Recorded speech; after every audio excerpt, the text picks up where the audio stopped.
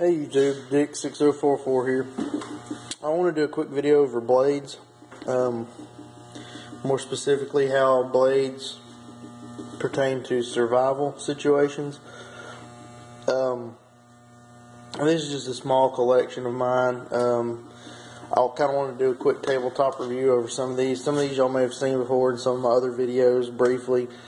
But I wanted to get in a little more in depth with some of them. I'll start down here. This is a United Cutlery M48 Tomahawk. It's a great little tool. I haven't had it very long, but I do use it. You can see it's a little roughed up. It came with a cheap nylon cord wrapped handle. A few good swings. The handle started coming unraveled, and I chopped it.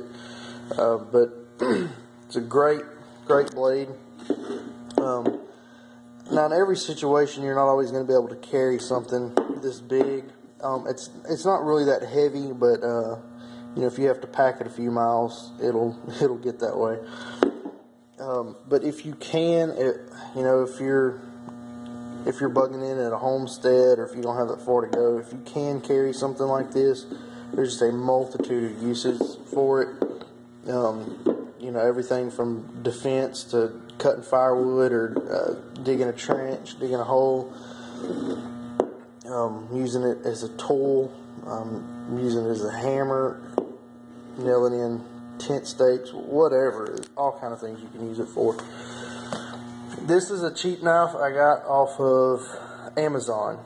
If y'all do any shopping on there for survival gear, a lot of times this will pop up on the other items you may be interested in category.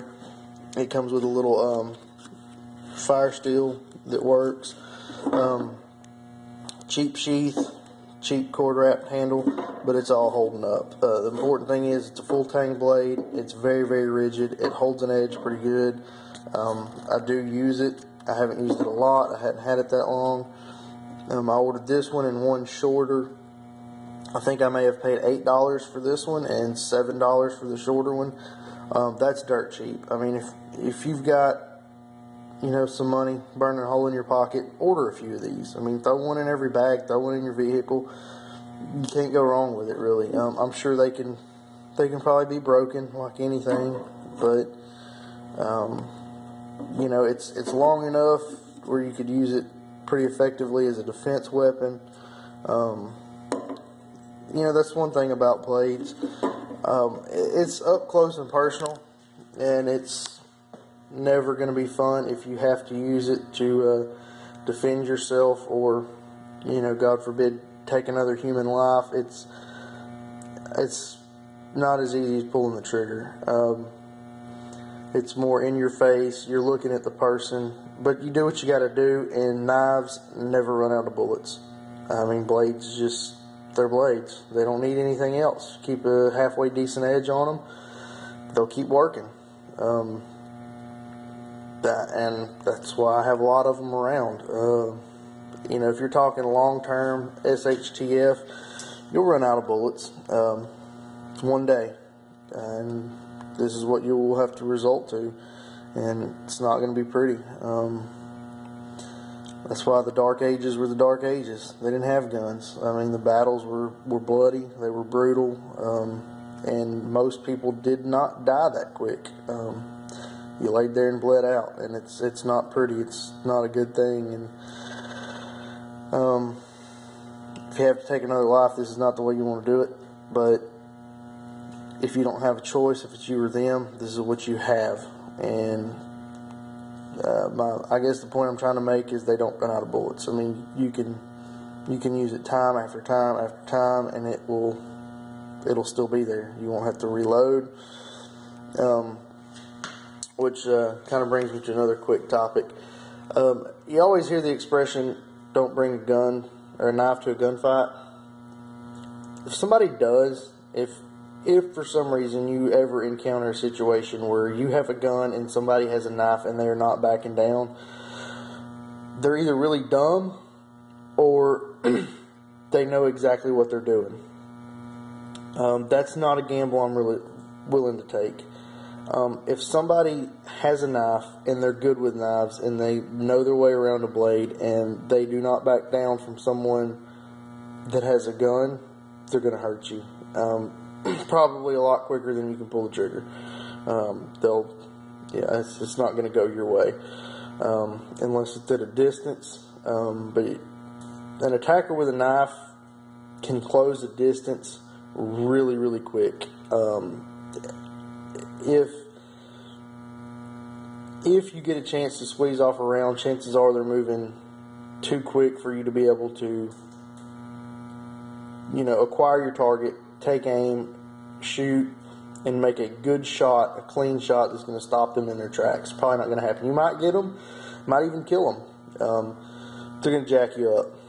That's not necessarily personal experience, but experiences I've heard and read about and seen. And yeah, I wouldn't take my chances.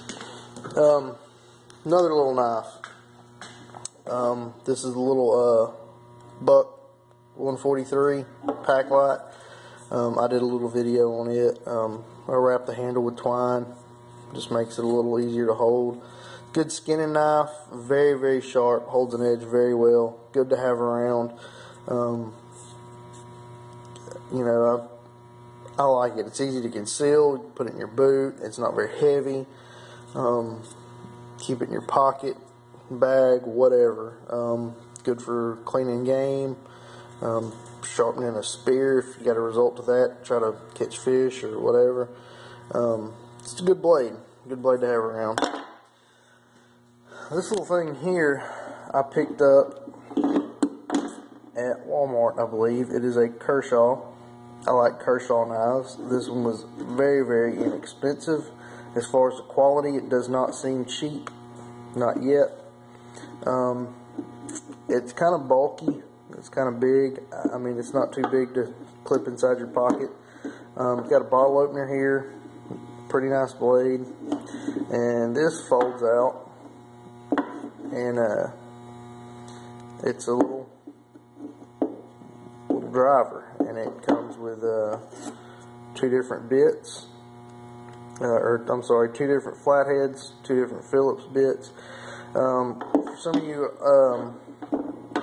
urban survivalists, it would probably come in a lot more handy than some of you bushcraft survivalists. The only thing I could see me absolutely needing the screwdrivers for is maybe working on a firearm, which I have a firearm tool, but as a last result or last resort or whatever. You never know. I mean, but if you're in an urban situation, you need to maybe get in a house or work on something. You got a screwdriver there. And I have used it. I carry it around every day, and I have used the hell out of it. So anyway, that's just some thoughts. I'm always open to feedback, comments, video responses, whatever. Throw them at me. Let me have it. Tell me what I'm doing wrong. Y'all have a good one.